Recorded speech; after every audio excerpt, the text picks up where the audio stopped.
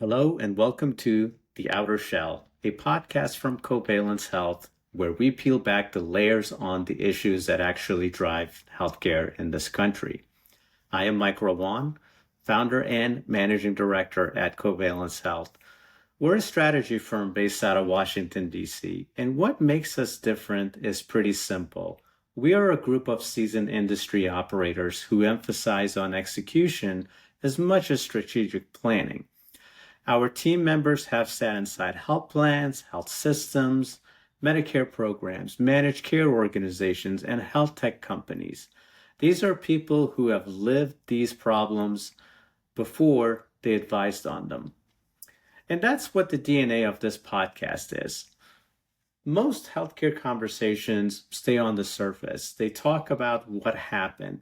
What we want to talk about is why it happened, and more importantly, what it means for you, whether you're an investor, a health plan executive, a provider, or someone who just got a denial letter and has no idea what to do with it.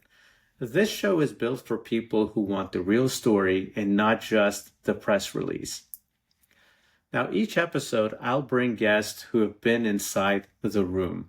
We'll ask questions that most people won't, and we'll give you a practical lens, not just what a policy says, for example, but how it actually impacts the people it touches. For our first episode, I wanted to start with something that very likely shapes everything else we'll ever talk about on this show, and that's lobbying. Specifically, how it works, who it serves, whether it can actually be a force for good. And for this topic, we're going to use a real example, the CMMI LEAD Model, which will launch in January of 2027, and trace how advocacy shaped what ultimately became the policy. Now, I am fortunate to have one of the best thought leaders and practitioners on the topic as my guest today. He's not only a healthcare lobbyist, he's also a value-based care advocate, an entrepreneur, an executive at some of the biggest companies in our industry, a meditation teacher, and most recently, he's an author. His book, The Zen Lobbyist, is available in every format, including audiobook, on Amazon and many bookstores around the country.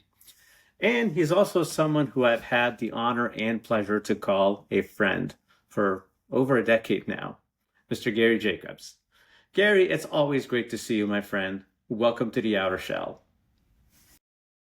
No, thanks, Mike. I really am excited to be on your inaugural show and help people understand the strange world of lobbying we live in today. Before we get into the conversation, let's set the table. Lobbying. Lobbying in healthcare is not a small operation. It is the single largest lobbying sector in Washington. Bigger than defense, bigger than finance, bigger than tech. In 2025 alone, healthcare interests spent north of $650 million influencing federal policy. $650 million is not a rounding error. That's a strategy. So who's writing these checks? Well, the biggest spenders are the names you'd expect. PHMRA, or PhRMA, which is the Pharmaceutical Industries Trade Association, topped the list at over $340 million, largely fighting to protect drug pricing from Medicare negotiation. The American Hospital Association came in around $24 million. The AMA, another $18 million. AHIP, the health insurance lobby, about $13 million. And United Healthcare, or United Health Group rather, alone spent nearly $10 million. And that's just the disclosed federal spend. It doesn't count the state level lobbying, the dark money, or the armies of former Hill staffers and ex-CMS officials who get paid to make those phone calls on behalf of the industry they used to regulate.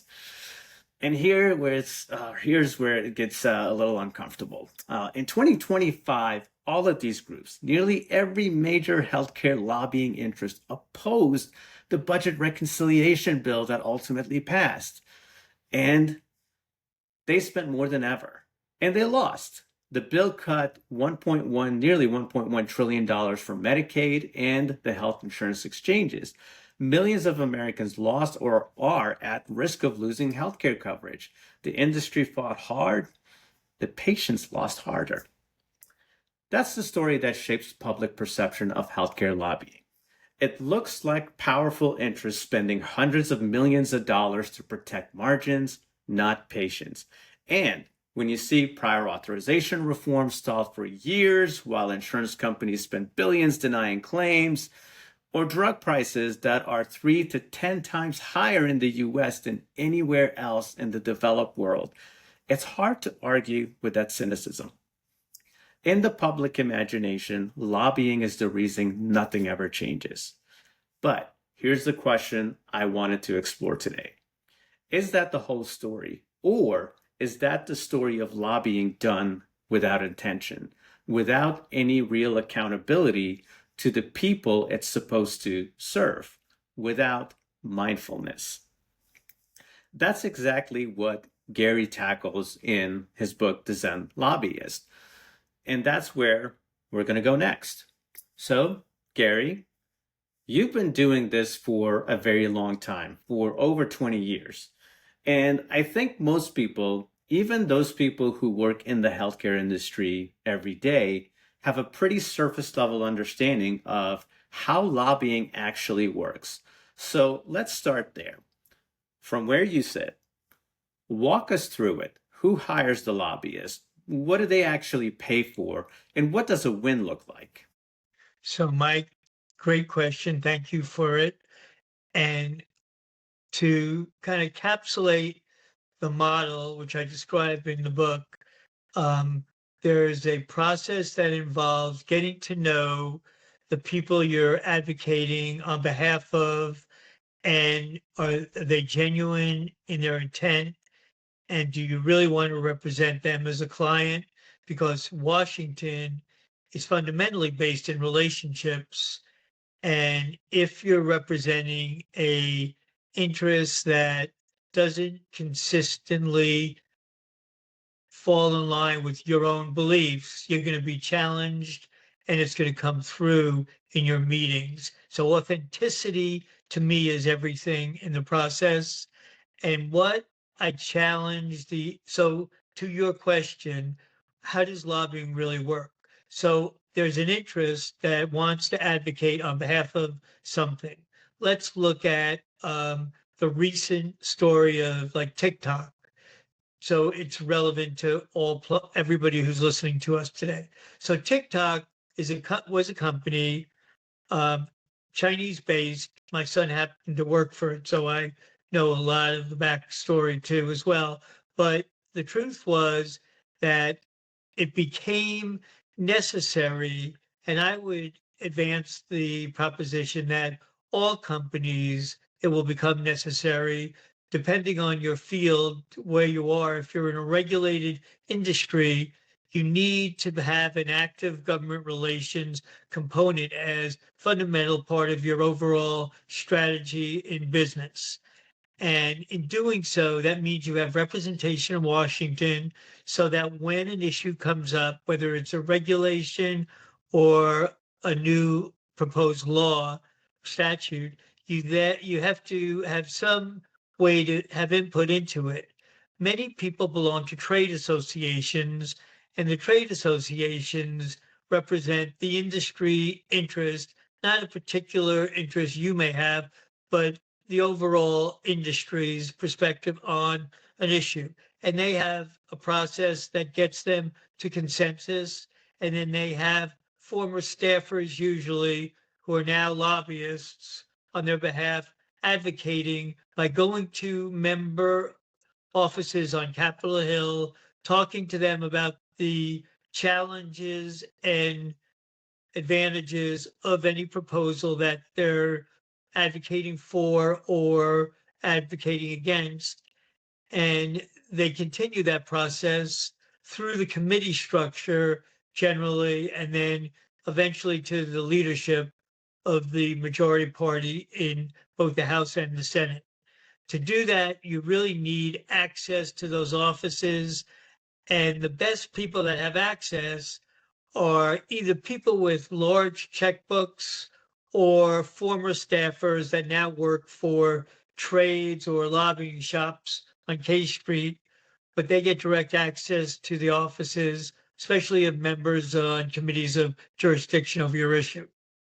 Thanks, Gary. I love how you framed it because it sets us up nicely for a real example to make this more concrete.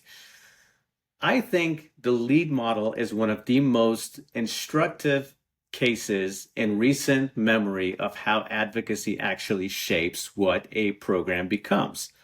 For listeners who aren't familiar, LEAD stands for Lighting the Way for Equity, Action, and Development in Primary Care. It's a CMMI model, which stands for Centers for Medicare and Medicaid Innovation, announced in 2024, and it's currently moving toward implementation.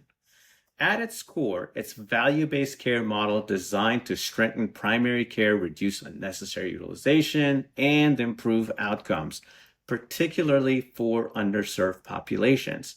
On paper, checks all of the boxes. But the version of LEAD that came out of CMMI is not the version that was originally proposed. The financial benchmark shifted. The attribution methodology changed.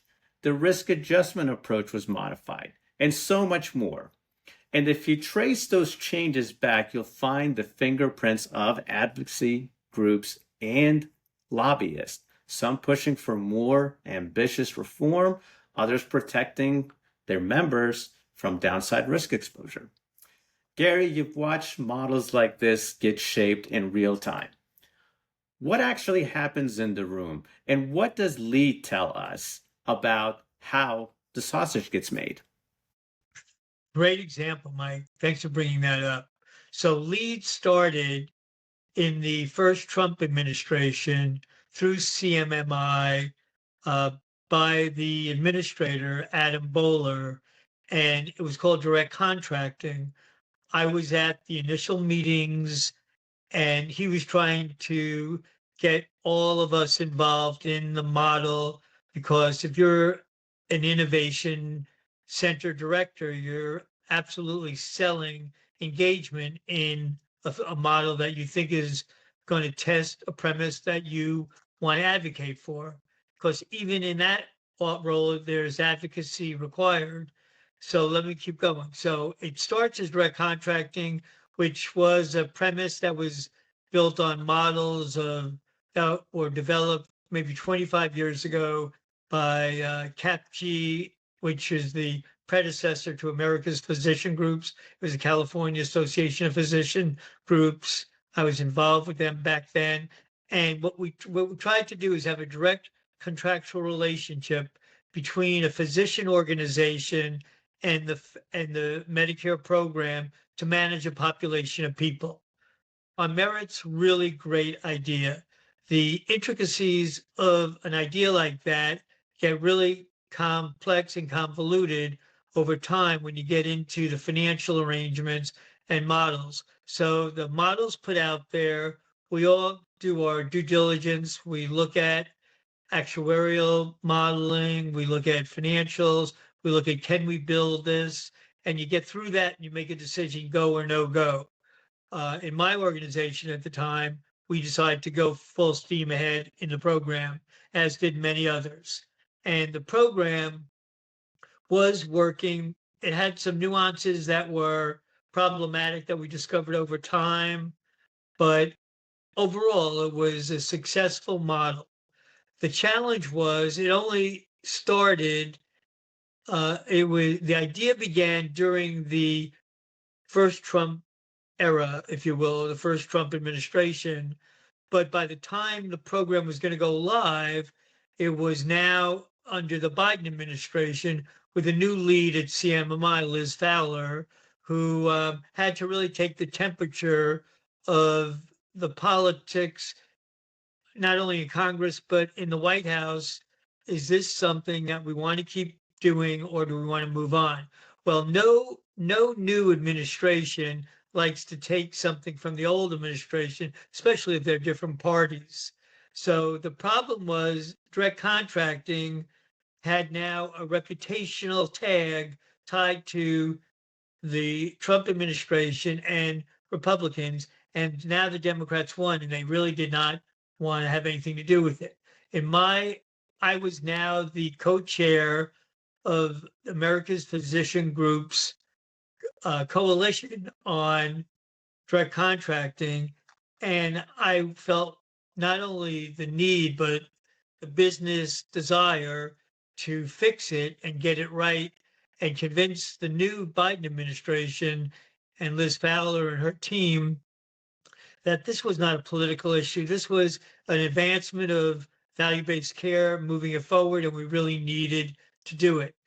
I introduced them to the concept of bringing equity into the equation because President Biden really made a big emphasis or big initiative around bringing health equity as a fundamental tenet of his health program moving forward.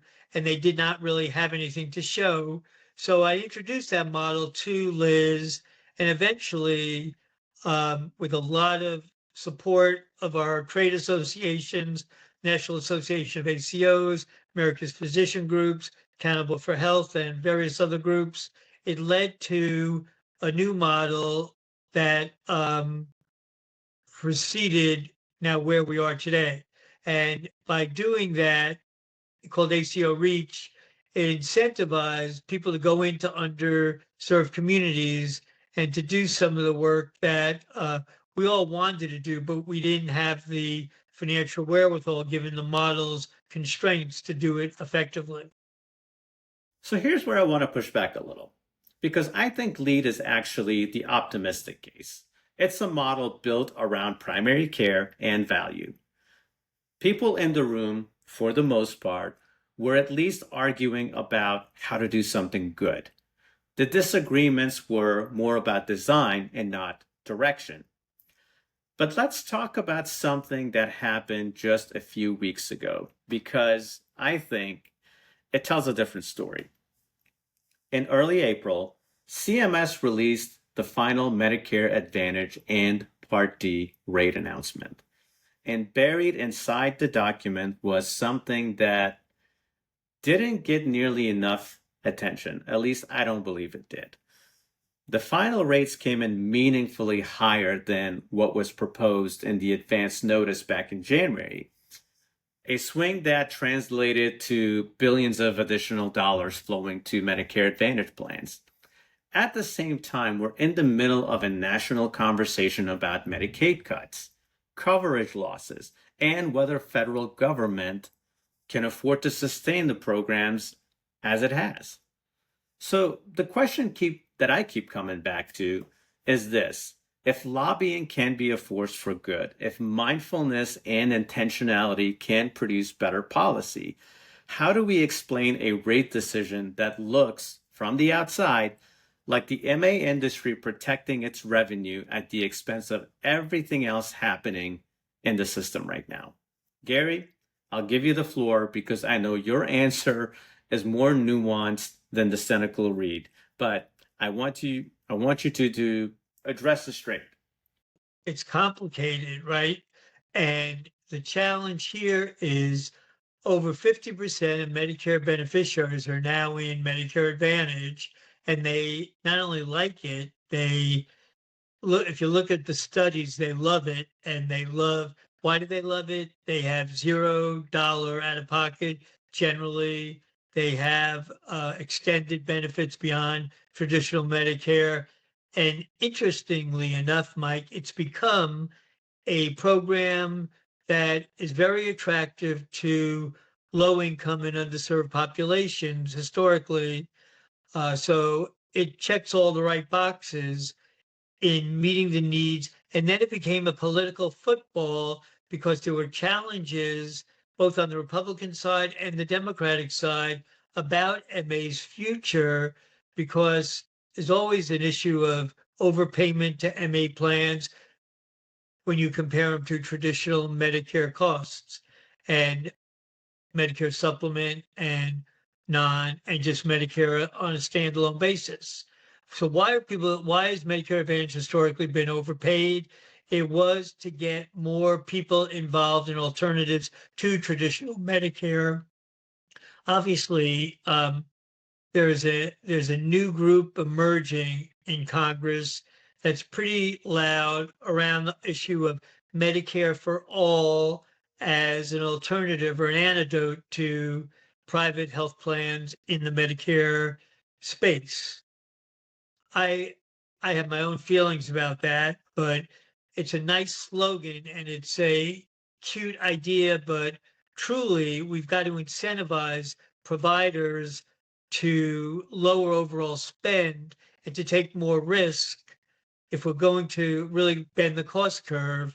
And insurance companies land up contracting with providers and land up paying those costs. So without providers being incentivized to really, instead of putting somebody in the hospital because it's easy, keeping them at home and sending a home health nurse or a home health aide or doing a house call, which may be more expeditious and better for the patient, it's easy to say go to the hospital.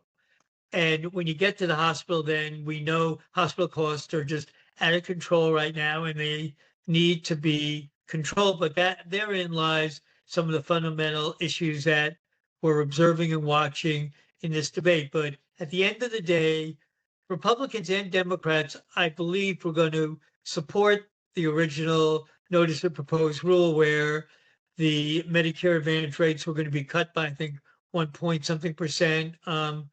And everybody thought that was going to be the number. So when it came out at a higher number, frankly, we were all quite shocked that that is kind of where it is, which will create more room in MA. But what was ironic was there was less MA enrollment this past open enrollment season than there had been in the trajectory that got it over 50%. So does that mean a message to policymakers that wait a minute, maybe Medicare Advantage enrollment is plateaued, and now accountable care organizations and straight up Medicare fee for service are the new big wave, or where are we in that process? And that's the uncertainty that all of us continually deal with. But we And can go on for that for hours, but that's just one read of it. I appreciate the depth there, Gary. Now, I want to shift gears for a second because we've been deep in the policy weeds, and I think it's important for people to understand where all of this comes from for you. Because the Zen Lobbyist isn't just a policy book, it's a pretty personal story. And I think the personal journey is actually what makes the policy argument land a little differently. At least it did for me while I was reading it. Tell us about the book. What drove you to write it? Who is it for? And what do you want someone to walk away with after they have read it? So thanks for that question, Mike. First, I'd like to begin with it was a personal journey where I wanted to blend the work I've been doing for the last 40 years with my own personal evolution and growth in my experiences in life. It was colored by the fact that I was on the treadmill living in South Florida, moved from Washington, D.C., where I got my master's at American University. And ironically, I now teach at American University. So life is just so funny how it works out at times, but it's all good. So I landed up spending 20 something years, 25 years, and my kids grew up in South Florida. And South Florida is one of the strangest places for healthcare growth and evolution because it's historically known as the fraud capital of America as well. Indeed it is, But yes. so when you kind of look at where I was getting my basic training in the real world, it was really very, very strange in the way to operate. But I learned the good, the bad, and the ugly around implementing and had a boss at one point that taught me that vision without execution is hallucination. and that you can't just have a good strategy and an idea. You got to be able to execute on that idea. And it was a really valuable learning tool for me. So living in South Florida and going through all that, what I also forgot about, Mike, was there's a lot of stress in being an entrepreneur and thinking about things like where's the next payroll coming from? Where am I getting the dollars to pay everybody?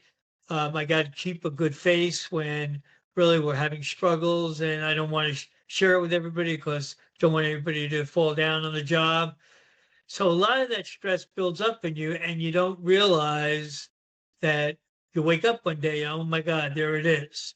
So I had a bout of anxiety attacks without knowing what they were that led to truly anxiety that was paralyzing me in the way that I could not get up and function the way that I was normally function, which was a high, optimistic, excited note.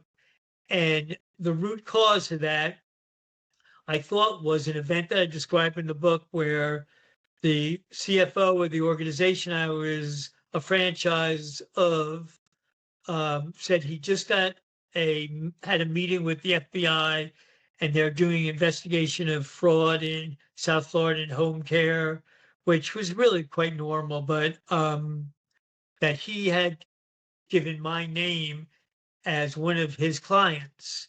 So they were curious, why would the CFO of a franchisor have a client as well? So then they wanted to know more about clients. What he did not know is I happen to be living in an area of South Florida where my neighbor right across the street and my neighbor next door to me were, one was an investigator for the healthcare fraud unit of the FBI in South Florida, and the one across the street was the lawyer that ran the office. So they had asked me several times, what is healthcare fraud about? Can you explain to us on a real world basis?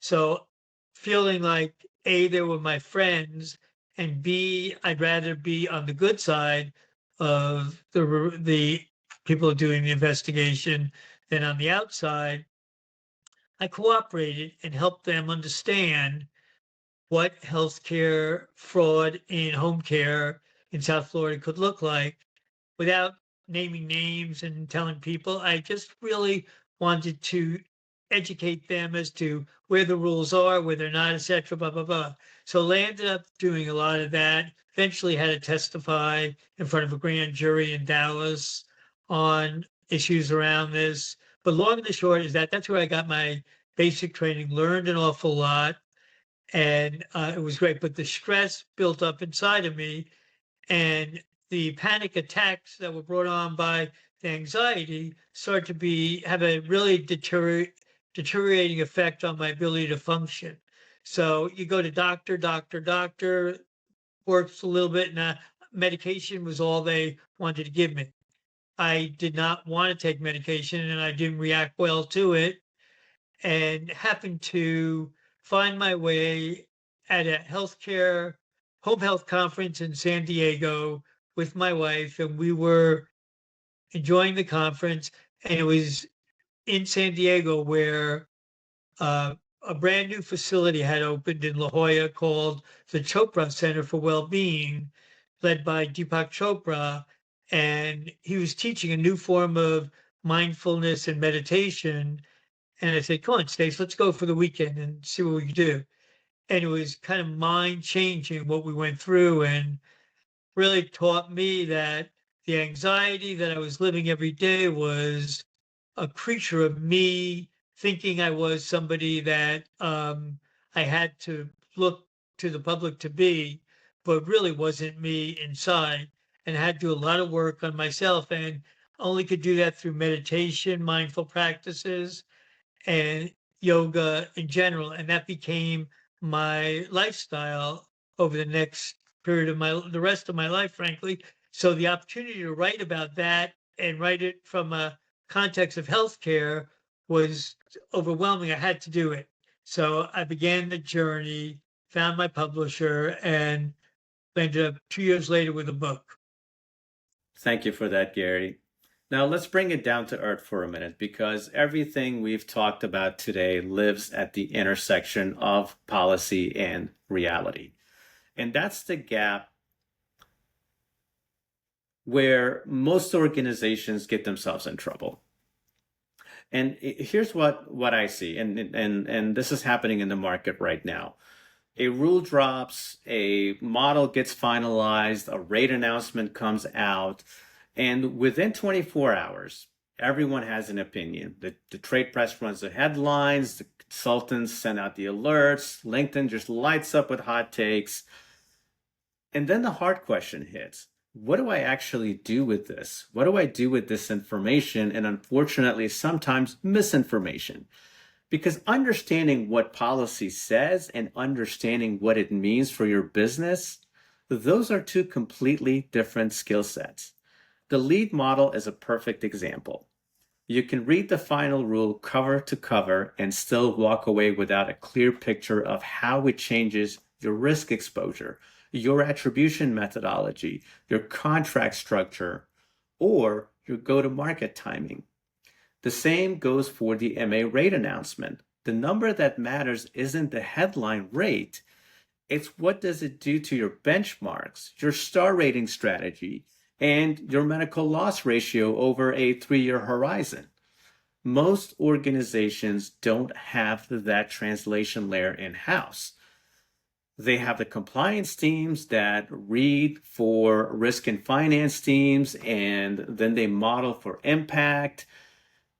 But very few have people who have actually sat inside the programs, run the models, negotiated the contracts, and lived the consequences of getting it wrong. That operator perspective, the one that connects policy to the decision, is increasingly what separates organizations that adapt quickly from the ones that are still convening a working group 6 months later. And honestly, that's the conversation I find myself in constantly. Not just what happened, but what it means. What do you do about it? And how fast do you need to move? Gary, from your vantage point on the advocacy side, you watch policy land and you watch it in market in real time. What do you see when you look at how organizations respond or don't respond to the things you help shape in Washington? It's very important to know that what is your mission and what are you trying to accomplish? If you set up an organization to just capitalize on what appears to be a really good financial decision or a financial model, I'd say you're destined to fail because the model will change over time. It's the nature of politics, it's the nature of the process.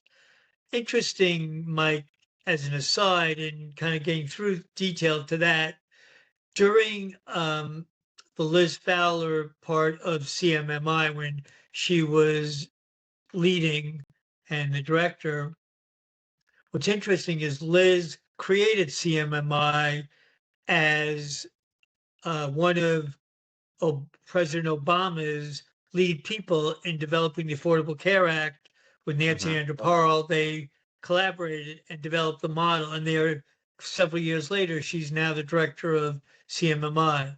What was challenging for Liz, honestly, was the progressive wing of the Democratic Party was advocating for Medicare for all very loudly in a very with a big microphone, if you will, and they got a bug that direct contracting and reach and any of these ACO initiatives were counter to the policy change of moving towards Medicare for all. And they fought every inch of the way. But Liz, being a professional at value-based care and knowing what the big picture looked like was our very loud voice in the White House to make sure that people didn't lose the way once that we created reach and we were now in execution mode. So just as an aside, politics still plays a role within that always. to me, the magic behind the Zen lobbyist was the idea to create a new archetype that approached lobbying in a very different way. When I say that, the Zen lobbyist as an archetype requires one to be mindful in their day-to-day activities and in their relationship, to be present and to lead with compassion as their tool to influence. Compassion as influence is a new direction and something that I know on a one-on-one basis, whether you're right, left, or center, when you're empathizing about a family member or a friend or you're communicating with the person advocating. So you're getting to develop a rapport and relationship, which is much more meaningful to me than giving somebody a check, which is another way to kind of meet somebody.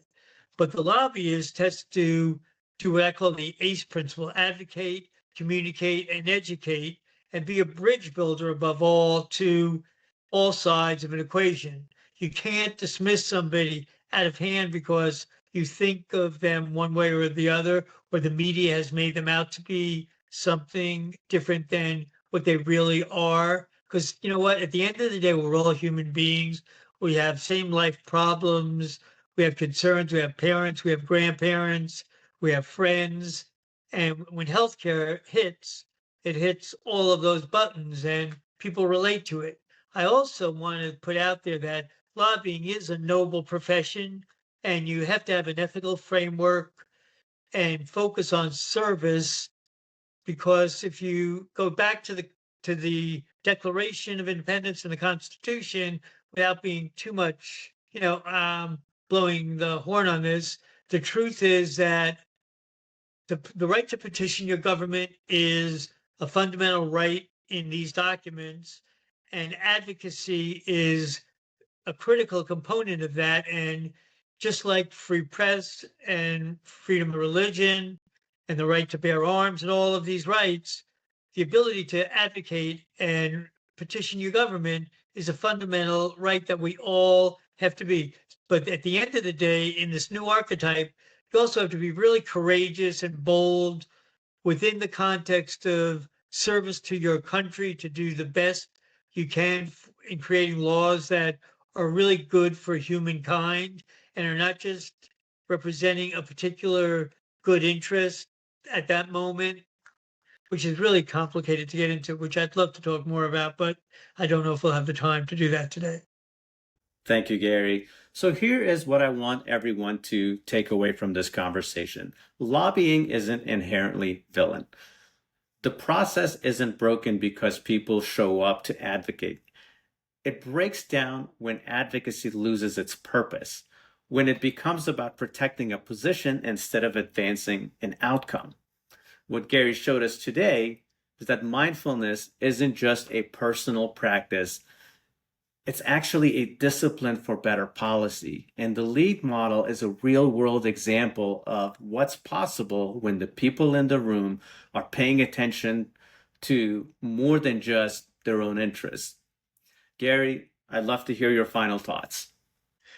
Thanks, Mike. It's critical that people recognize, one, that a government relations function in a company is a part of strategy, and they really need to have some role in Washington. I mean, just look right now what's going on with AI. Congress is talking about AI. I would argue that most congressional folks don't understand AI because most people don't understand really where AI is and where it might be going. So the battle is on, if you will, between the interests trying to create AI designed towards them or what's best for humankind, if you will.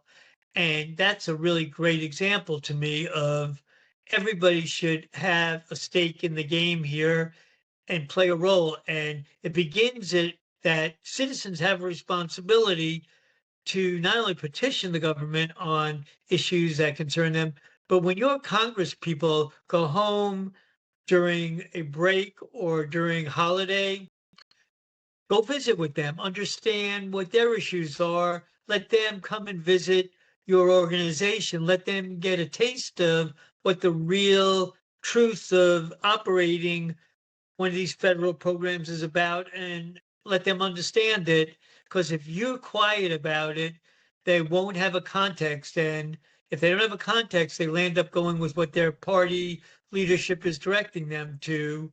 So, my advice to everybody listening is you do have an accountability and responsibility to be engaged and to be involved, especially if you're involved with federal money or federal regulation, and don't be shy about it. You just pick up the phone. They want to meet you. Just call up your local congressional office. Say, can I meet? I don't care if they're Democrat, Republican. I don't care if you don't believe in the issues that they believe in. They want to know about what's your concern. And I go into that office saying, I represent 5,000 Medicare beneficiaries in your district, and here's their voice. And I'm giving them the microphone through my voice. But I want you to know that these people are getting service they never would have gotten without this program. So before you vote on it, why don't you go talk to them, or why don't we bring them in to meet you? Which is a logical thing to do, right? But people forget to do that very often. So my takeaway to everybody is be engaged in this process. And if you're a company, have a government relations part of your organization. I teach a course now, Mike, at American on the business of government relations, because to me, companies need to know how this works, how to engage in the process, and how to be most effective if you're going to engage. Don't just buy the highest price lobbyist for upwards of 50 grand a month retainer just so that you can get access to an office. That's not a solution. That's a band-aid. And honestly, just getting access without somebody articulating the value proposition that only you can do really is irresponsible, in my opinion. So if you're a CEO listening, don't disengage from the political world. Understand it, even if you don't like it or you're negative about it. I've had plenty of bosses who have been very negative about the work I do because they didn't want to do it. So they said, Gary, you do that, right? And of course I do. And I love doing it because I understand it. I've been doing it for a long time. I have deep rooted relationships, and it's important to do. And the hidden thing behind my book is if you practice the art of advocacy as a business proposition, whether you're a nonprofit or for profit, doesn't really matter. Every organization has need for advocacy.